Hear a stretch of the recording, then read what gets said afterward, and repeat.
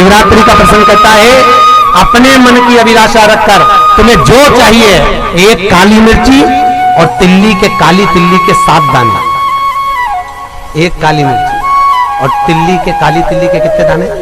7 दाने हथेली में रखकर अपनी कामना कर कर मन से अपने मन के बात को कहकर शंकर भगवान के शिवलिंग पर चढ़ा दीजिए। आपकी मनोकामना, कहते हैं हर महीने शिवरात्रि आती है, इस शिवरात्रि पर, मुख्य शिवरात्रि पर चढ़ाओगे, अगले महीने की जब शिवरात्रि आएगी तो आपकी मनोकामना पूरी हो जाएगी। एक काली मिर्ची और 7 काली तिल्ली के दाने, मात्र 7।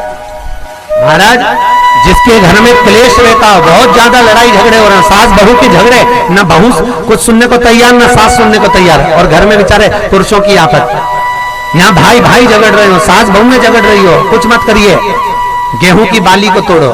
गेहूं की बाली जानते हैं ना, जिसमें आप लोग तो गेहूं की बाली को तोड़ना है, और बाली 7 बाली तोड़कर अपने घर में घुमाकर अपने घर का नाम और गोत्र बोलकर उसको शंकर को समर्पित कर दीजिए। जिंदगी में कभी सास बहू का झगड़ा नहीं होगा महाराज। शिवरात्रि के दिन उसको समर्पित करिए, आपके घर में कभी क्लेश नहीं मच सकता। और शिवरात्रि के दिन रात्रि को 12 बजे शंकर भगवान पर एक धतूरा चढ़ा दो। क्या चढ़ाना है? जम के बोलिए जरा। धतूरा। ये शंकर भगवान को धतूरा चढ़ा दो।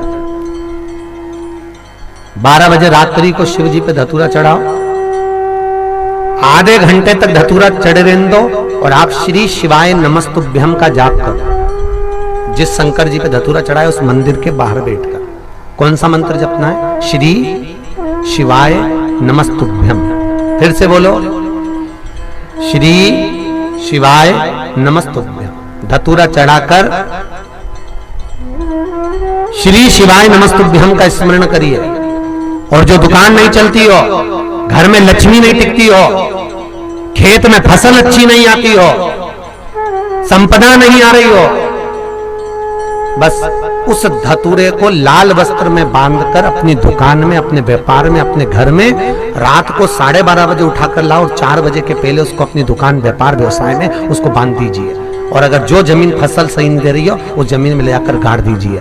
आपको जीवन में कभी तकलीफ नहीं भोगना पड़ेगी, लक्ष्मी बढ़ती चली जाएगी महाराज, संपदा बढ़ेगी।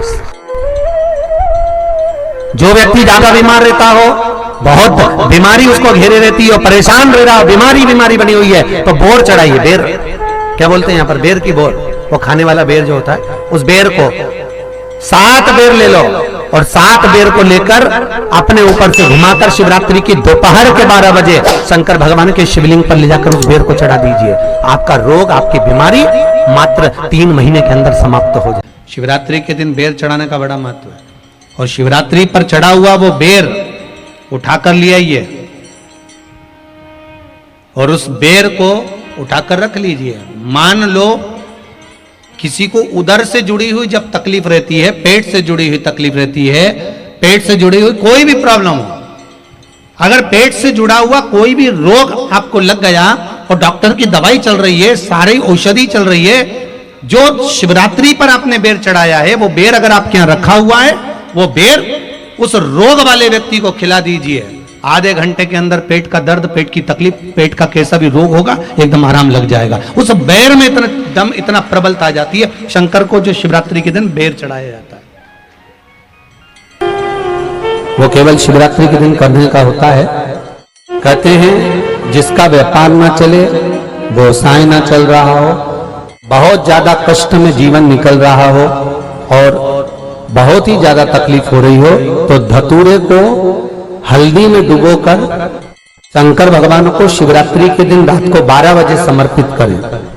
उस धतूरे को वापस उठा लाएं 5-10 मिनट के बाद, श्री शिवाय नमस्तुभ्यम बोलकर लाल कपड़े में उसको बांधकर व्यापार वाली जगह में कहीं पर भी उसको बांध दिया जाए। व्यापार पीछे नहीं हटता, व्यापार अग्रण्य भाव में बढ़ता चले जाता है। महाराज, उस धतूरे को केवल परंतु शिवरात्रि के दिन रात को 12 बजे ही किया जाए,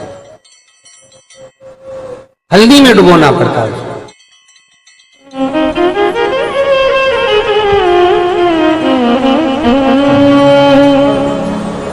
यही प्रमाण एक क्रम में और है महाराज जी। लिंग पुराण कहती है, मान लो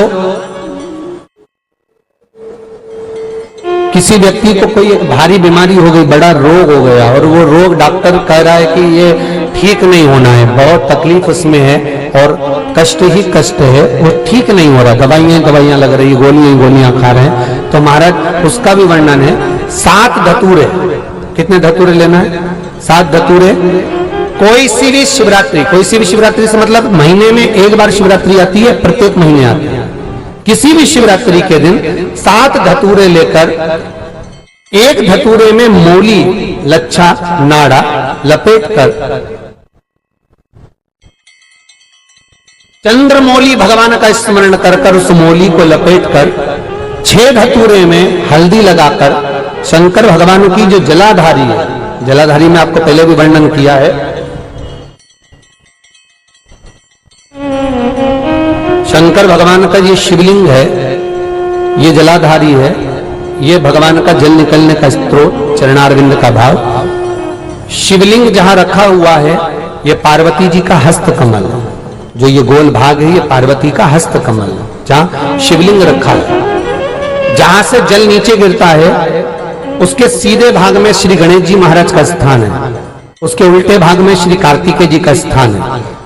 जलाधारी के सामने एक मोटी सी लाइन होती है, कहीं सांप बना होता है, कहीं स्थान बना होता है। जो मोटी सी लाइन है, ये शंकर भगवान की सबसे छोटी लड़की अशोक सुंदरी का स्थान है। जलाधारी के ऊपर जो 3 टेकी लगी है, ये भृगु ऋषि का, भृंगी गण का स्थान है।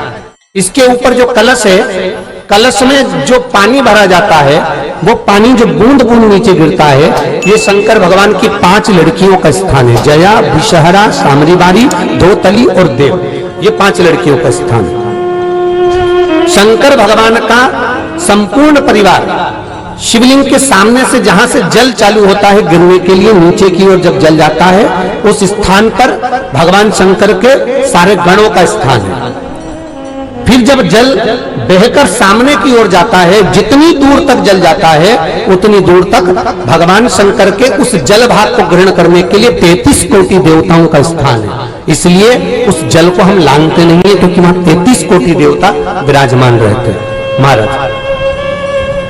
तो जो बीमारी डॉक्टर ने बता दी और बहुत बड़ा रोग हो गया और शरीर में कष्ट है, ठीक नहीं हो रहा, चाहे लीवर से जुड़ा हो, चाहे किडनी से जुड़ा हो, चाहे कैंसर से जुड़ा हो, और मान लो शरीर में कहीं गांठ भी हो गई हो और वो मिटी नहीं रही हो, तो महाराज निवेदन है 7 धतूरे, एक धतूरे पर मौली लपेटकर वो शंकर जी के शिवलिंग के ऊपर चढ़ाना।